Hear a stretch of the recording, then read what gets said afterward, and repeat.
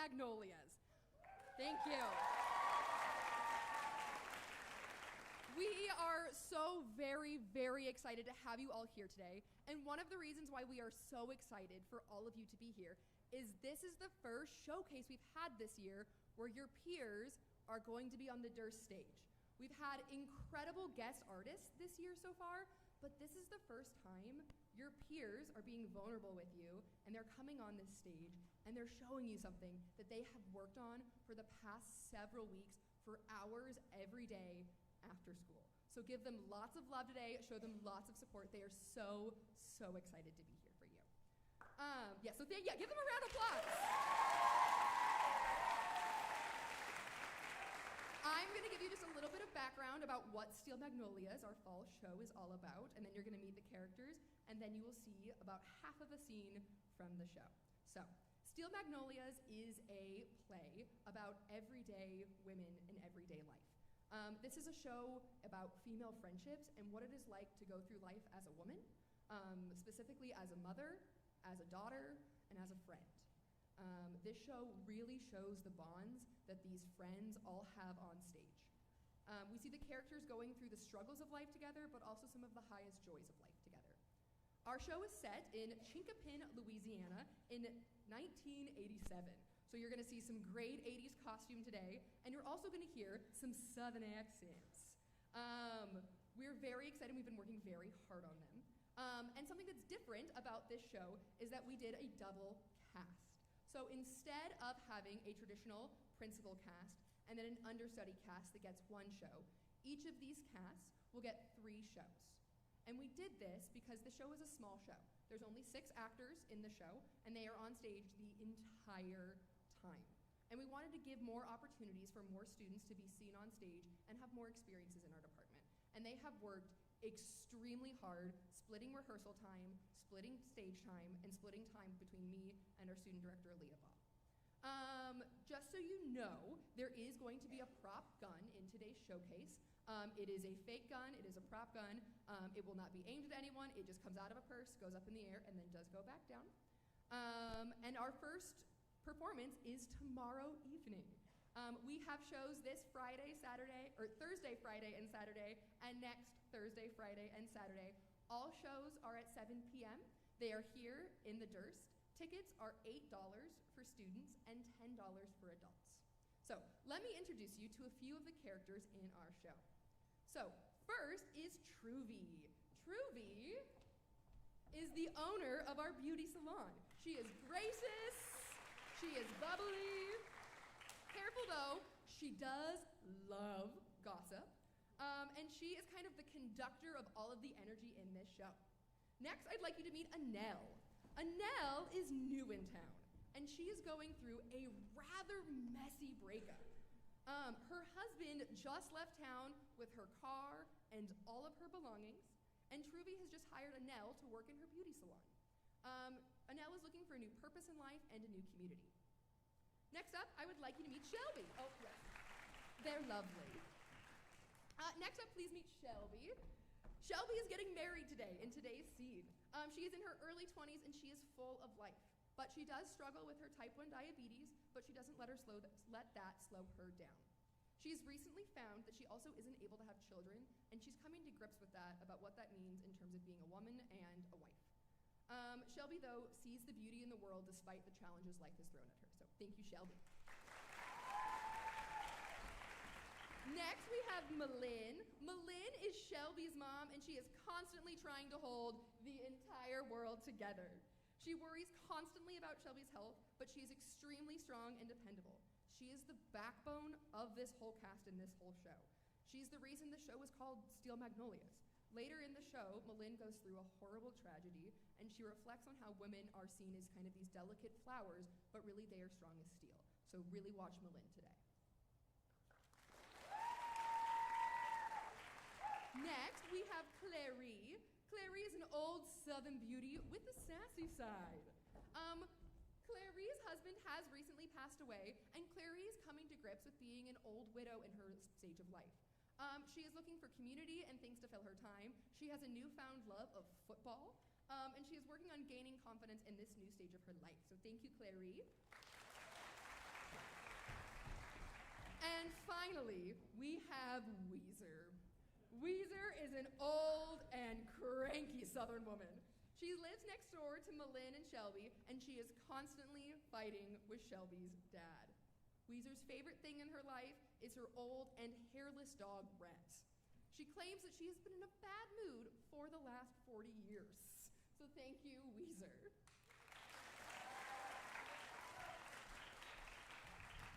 Before we get started, I want to give a couple shout-outs and thank yous. Thank you to Charles's tech classes for helping build our beautiful set. Give them a round of applause. Thank you. I would also like to thank Jake Ciberon and Jack Melton for recording some sounds and vocals for us, so thank you.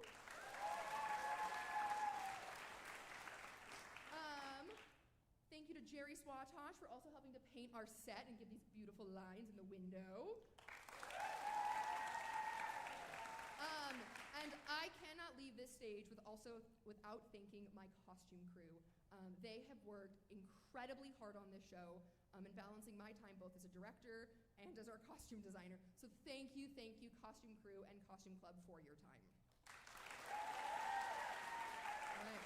We are almost ready to share our bit with you today, but I'm going to have Aaliyah Baugh, our student director, come out and talk to you about her role really quick, and then we will show you part of Act 1, Scene 1 from Steel Magnolias. Hi, guys. Go down a little bit. My name is Aaliyah Baugh. I am a senior this year, and I, as you heard, student-directed Steel Magnolias. It was an amazing experience, to be honest. My main job was to work with the cast that was not in the Durst here with Morgan, and it was really just super unique to work with a cast that is the main principal cast. Usually when you are an AD, you work with the understudies, which is still an amazing experience. Love being an understudy. It's a blessing, but it's also just completely unique to work with a principal cast that you know is going to go on for 3 whole shows. And it was such an honor to see these 2 casts grow as 2 different shows and cater to both of their needs differently. And I would say that's honestly my favorite part of being an assistant director. And other than that, I just love watching this show, and you are going to as well. So, thank you so much for being here. Please come see our shows this Thursday, Friday, and Saturday, next Thursday, Friday, and Saturday at 7 p.m. here in the Durst. Without further ado, enjoy Steel Magnolias.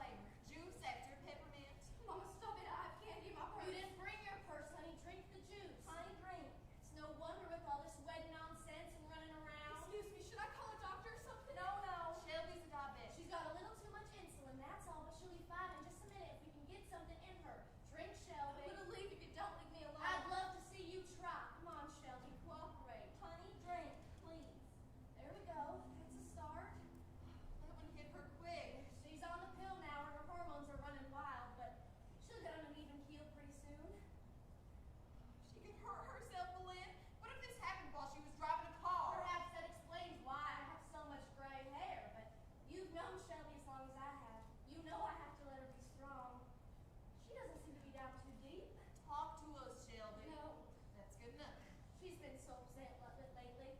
Her and Jackson have been going round and round. Dr. Michaud told her at the last visit that children are not possible. It wasn't the easiest thing to sit there and watch your child's heart break. Don't talk about me like I'm not here. Oh, there, she's making some sense, but I think we could use a little more juice. Can I do something? Should I? No, don't fuss over her. Normality is very important to Shelby. She probably won't remember any of this in a minute. I'm sorry to hear about the children part, Lynn. I know. She feels that Jackson might be throwing away his chance for children, but they've talked about it and he seems taking it all right. He's crazy about her. She's the one pushing this whole thing. He said, shut up, don't be stupid. There are plenty of kids out there that need good homes. We'll adopt 10 of them. We'll buy them if we have to. Jackson sounds like good people to me. Well, I knew right then and there that if he was dumb enough to spend the rest of his life with me, that I'm dumb enough to marry him. Oh, gosh. Oh, gosh, I'm so sorry. I'm so sorry, Mama.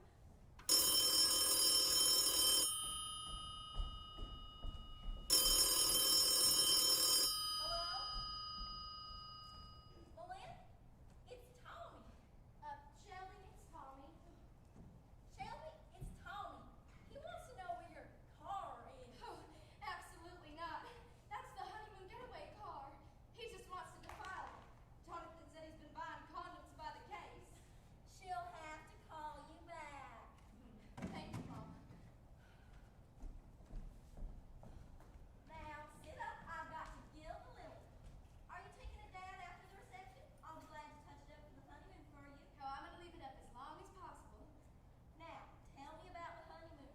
I picture tropical, moonlight for days, secluded, somewhere you can be intimate out of doors. Las Vegas? The weather's supposed to be nice. I hear it's like living in a blow dryer. Shelby, about what Jackson said, I'd rather not talk about it, Mom. What happens in my life now is up to Jackson and me. I will take care of him, and he will take care of me. You can't blame people for being concerned about you, darling. what Jackson said about children was wonderful and very wise. Not being able to have children is no disgrace. Shelby, did you hear what I said? Mama, I know all about adoption, and I also know the limitations of this body of mine. I would never do anything stupid. Finally, you're listening to reason. Now, Shelby, I'm going to need you to start untangling this baby's breath. Oh, Shelby, no! Mama, it's my wedding. I'll stick this baby's breath up my nose if I want to. She's got enough. Fine. I'm supposed to be the expert on behavior, and I can't even seem to manage the people in my own family. Oh, did you tell him, Mama? Tell us what? Oh, it's nothing. I might be promoted to administrator of the mental guidance center. Well, that's wonderful. My guidance center does such good work for the discarded. I wish I had taken my boys there when they were younger and straightened them out. I should have known something was wrong with Louie when his imaginary playmates wouldn't play with him. Oh, your boys grew up fine. They're just a little scary, that's all. I just think it must be fun for Lynn to have access to all that secret personal information. Tell us about some of your most bizarre mental cases, Lynn, and let us guess who they are. There's a lot of sick tickets in this town. I will not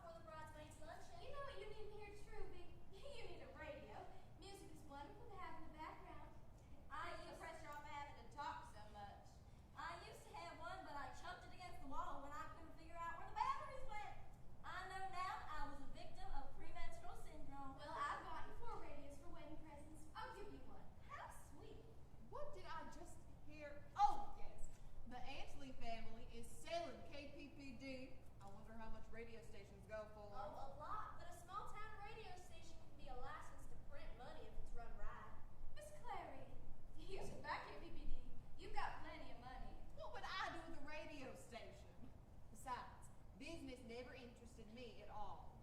Lloyd took care of all that stuff. Shelby, why don't you finish off that juice? Forget the damn juice! Oh, Shelby will be fine now. Anyway, I always carry some candy in my bag, just in case. Oh, Lynn, take some of the butterscotch in that dish. Put some in her bag for her, Clary.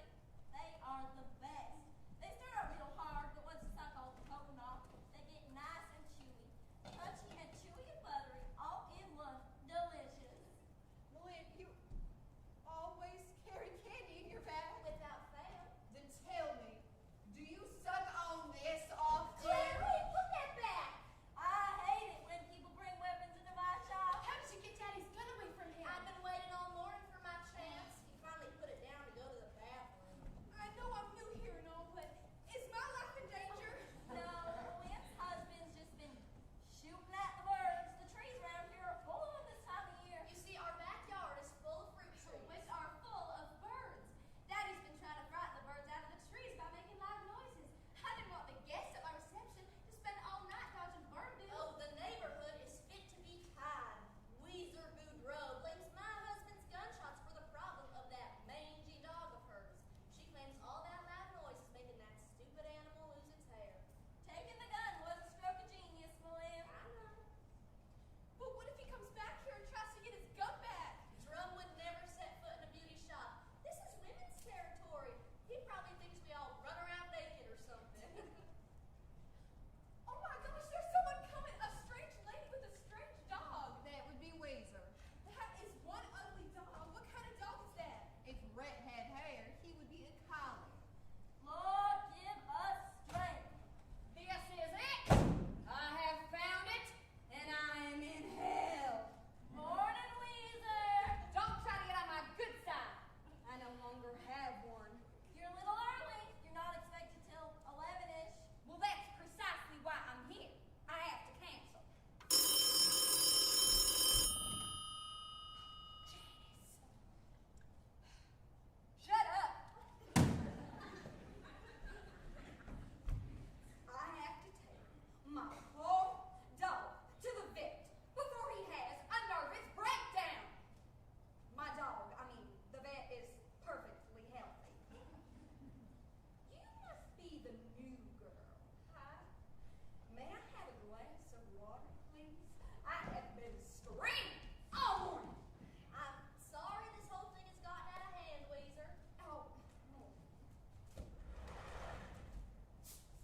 It's not your fault, Lynn. See, I used to think that you were crazy for marrying that man. Then I thought for a few years that you were just a, glutton for punishment. Now I realize that you must be on some mission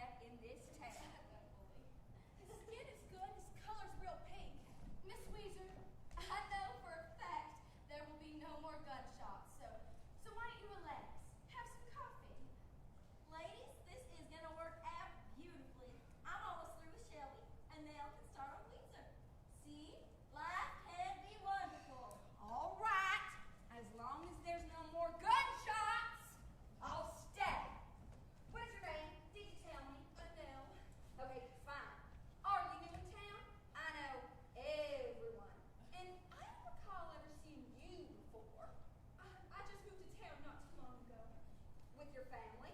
Oh no, I don't have any family to speak of. With your husband? Oh, my husband. That's hard to say. I don't know. You don't know? I'm not sure. Well, I'm intrigued. Are you married or not? These are not difficult questions. I'm not. He's not. I can't talk about it. Of course you can. I'm not sure if I'm married or not. He's gone. Oh, honey, men are the most horrible creatures. Bunky, that's my husband. He just vanished last week, and we just moved here a month ago. And you have no idea where he went? Nobody knows. He took all of our money, the car, my jewelry, and all my clothes were in the trunk. Have you been to the police? There might have been foul play. No, but they've been to me. He's in big trouble with the law, drugs or something. They keep questioning me, but I don't know anything. They say my marriage may not even be legal. You should have said something. I was scared to. I need a job in the worst way, and I didn't know if you'd hire someone who may or may not be married to someone who might be a dangerous criminal. But I swear to you that my personal tragedy will not interfere with my ability to do good hair. Of course it won't. I really don't think things could get any worse. Of course they can. You are so brave. You must be made out of courage. I am totally alone. Checks are bouncing everywhere, and I keep asking myself, why me? Oh, we are awful. I mean, we're all awful, hateful people. Harold, we've been talking about is weddings and psychotic animals. Oh, we've been tearing you up inside, haven't we? I can't tell you how sorry I am. And you've had such a terrible time. Sometimes we just don't know how lucky we all are. What can we do to help? Oh, I know one thing I can do. Tonight, you were going to drop by my house and have some bleeding armadillo's groom cake. It's going to be a great party. Oh, I couldn't. I still get real emotional sometimes. Oh, I can't stand the thought of someone being unhappy or alone tonight. And if you feel yourself starting to get sad, just watch my husband dance. It's very funny. We're all so nice. We enjoy being nice to each other. Not much else to do in this town. Oh, I don't have anything to wear. Oh, nonsense. I'll better have something at the house to do. I'll call them. Now, if you're interested, I have an apartment you may be able to rent. My sons are living there now. Give me a day to sweep it out and clear out the bed, then come look at it. I'm sure we can work out some arrangement with the rent. Oh, Jonathan, good. You have to do me a favor. Yes, now. Go in my closet and bring me maybe 2 or 3 of my Sunday things. Just anything. Use your judgment. Very well. Bring me the pink dress with the white collar, the pink suit with the tattery pin on the jacket, and the pink and white polka dot. No, Jonathan. Mama doesn't have Daddy's gun. What? Don't you have better things to do? What? Well, stop him. Now. Something the matter? We'll see. Oh, yes. What in the hell happened? Daddy got explosives. Jonathan saw a gun jump up an arrow shot into the trees. I don't know if nobody was hurt. There's birds flying every which way. And what? Oh, in the backyard. It looks like Jim has set your trees on fire, or is just elected a new pope. I guess it worked. All the birds are leaving. Oh, this is all she wrote. I'm going to let that man have it. No, your dog broke his chain and he said to us. Oh, no, that dog will eat Drum alive and Drum is unarmed. Weezer, do something. Weezer, call your dog. He'll listen to him. Weezer, it's not Wednesday. Please say something to your dog. Kill, Red, kill. Oh, the weather outside is frightful, and the fire is so delightful. And since we've no place to go, let it snow, let it snow, let it snow.